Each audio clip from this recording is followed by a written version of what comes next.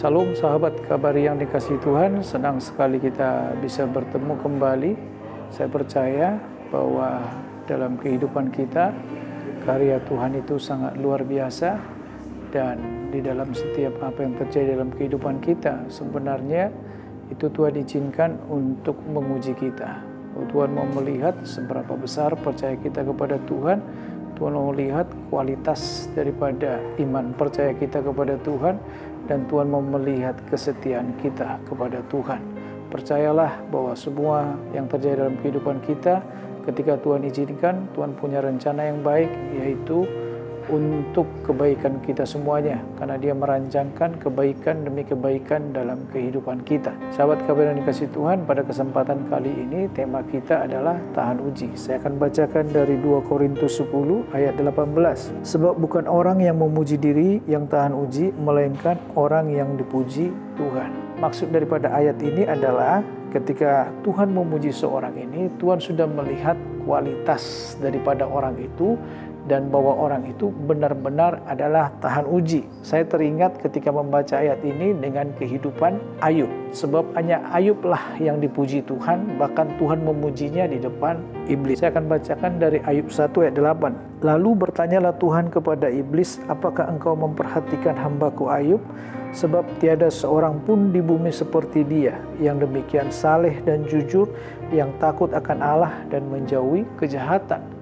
Kita memperhatikan dari kitab Ayub ini, nah yang dipuji Tuhan adalah Ayub, dan pujian yang diberikan Tuhan ini kepada Ayub berdasarkan apa yang sudah dilakukannya dan sesuai dengan kehidupannya. Sebab firman Tuhan tadi berkata, sebab tiada seorang pun di bumi seperti dia, yang demikian saleh dan jujur, yang takut akan Allah dan menjauhi kejahatan. Lihat, tidak ada seorang pun seperti Ayub.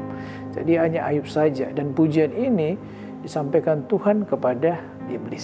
Saya mau berkata kepada kita semuanya, dan ketika Tuhan menyampaikan itu, disitulah dia melewati berbagai proses-proses yang berat, dan kita tahu bersama bagaimana anak-anaknya meninggal semua, harta kekayaannya tidak ada semua, dan semua meninggalkannya, termasuk istri yang mendampinginya meninggalkannya. Tetapi kita melihat Ayub menjalani semuanya, proses-proses atau ujian yang Tuhan izinkan dalam kehidupannya, sampai semua tubuhnya penuh dengan borok. Dengan tubuh yang penuh dengan borok itu, Ayub menjalani kehidupan penderitaan demi penderitaan, bahkan sahabat-sahabatnya menyalahkan dia. Dan bukan hanya itu saja, dalam menjalani kehidupan ini dia menjadi seorang diri. Tetapi apa yang dipuji Tuhan terhadap Ayub bukan suatu kata yang sia-sia. Dan pada akhirnya kita tahu bersama bahwa Ayub ini benar-benar tahan uji, dan dia benar-benar layak untuk dipuji Tuhan. Dan saya mau berkata kepada kita semuanya, sahabat kabar yang dikasihi Tuhan, pujian dari Tuhanlah yang membuktikan bahwa kita sudah tahan uji.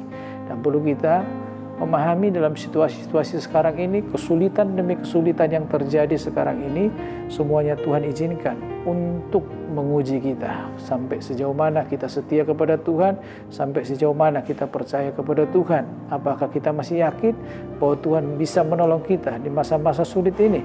Apakah kita masih percaya bahwa Tuhan itu ada untuk memberkati kita, untuk membawa kita keluar dari setiap kesulitan ini? Percayalah bahwa setiap kesulitan yang Tuhan izinkan terjadi, itu karena Tuhan punya rencana untuk meningkatkan keimanan kita, dan untuk membawa kita masuk ke dalam level yang lebih tinggi lagi. Dan saya yakin dan percaya Tuhan pasti menolong kita, dan Tuhan pasti memberkati kita semuanya. Amin. Bapa kami yang di surga, kami mengucap syukur dan terima kasih kepadamu, karena Engkau tetap Tuhan yang luar biasa dalam hidup kami. Kami tahu Tuhan, kesulitan-kesulitan yang Tuhan izinkan terjadi dalam kehidupan kami ini merupakan ujian kesetiaan kami kepada Tuhan, ujian kepercayaan kami kepada Tuhan.